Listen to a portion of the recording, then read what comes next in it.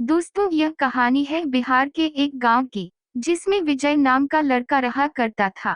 बचपन से ही पढ़ाई में होशियार विजय अपने मम्मी पापा की आखिरी उम्मीद था। विजय के दादा ने अपने समय में बहुत कर्ज ले लिया था, जिसको चुकाने में पापा की पूरी जिंदगी मजदूरी में निकल गई। उनके पास थोड़ी सी जमीन थी, जिससे उनका गुजारा हो रहा था।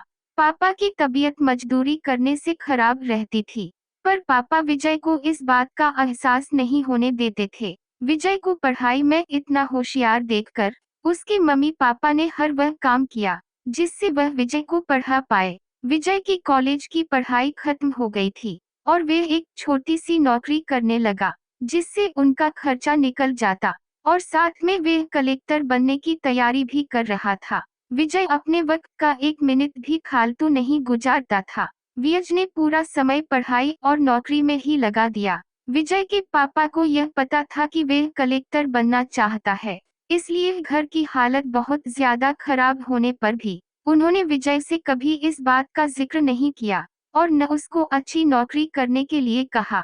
लगातार 2 साल तक विजय पास नहीं हो पाया। उसके बाद भी उसके पिता ने अपना घर और जमीन गिरवी रखकर विजय को आईएएस की कोचिंग ज्वाइन करवाई और उसकी नौकरी भी छुड़वा दी और केवल पढ़ाई करने को कहा। विजय के पापा हमेशा उससे कहा करते, बेटा खेत और घर दोबारा आ जाएंगे पर कलेक्टर दोबारा नहीं बन सकते। आज पूरे साल पढ़ाई करने के बाद विजय का रिजल्ट आ गया, जिसमें वह अच्छे नंबरों से निकल गया था। आज उसके पिता से ज्यादा खुश कोई नहीं था। ऐसा लग रहा था जैसे विजय का सपना पूरा होने वाला है, पर भगवान को कुछ और ही मंजूर था।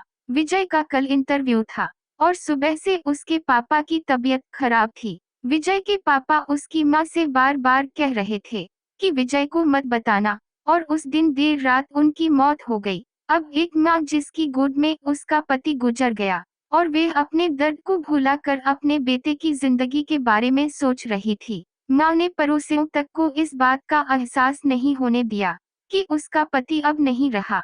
पूरी रात ऐसे रोई की आवाज भी न निकले और सुबह विजय जब इंटरव्यू देने जाने लगा, तब माँ और पापा के आशीर्वाद के लिए उसने माँ को कॉल किया। माँ ने पूरी हिम्मत लगा दी अपना सच छुपाने के लिए और विजय को आशीर्वाद दिया। और जब विजय ने पापा से बात करने को कहा, तो माँ बोली, पापा अब तुमसे बात नहीं करेंगे, वह कलेक्टर से बात करेंगे। इतनी बात करके माँ ने फोन रख दिया। विजय का जब इंटरव्यू हो गया तब उसे बताया गया कि उसके पिता की तबीयत खराब है, उसको तुरंत घर जाना है।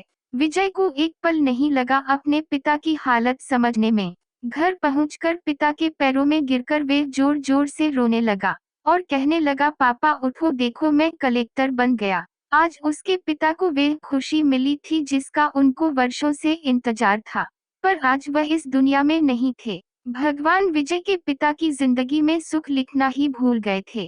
पहले वे अपने पिता के कर्ज में जिंदगी भर मजदूरी करते रहे और फिर बेटे के सपनों में फिर घर और जमीन गिरवी रखनी पड़ी। विजय के पिता को भले ही जिंदगी में कुछ हासिल न हुआ हो, पर वह अपने लड़के को इस काबिल बना गए कि वह अपनी 7 पुश्तों को बैठे बैठे खिला पाए। विजय की माँ ने जो उस रात किया, जिसको करने का जज्बा बहुत कम लोगों में होता है।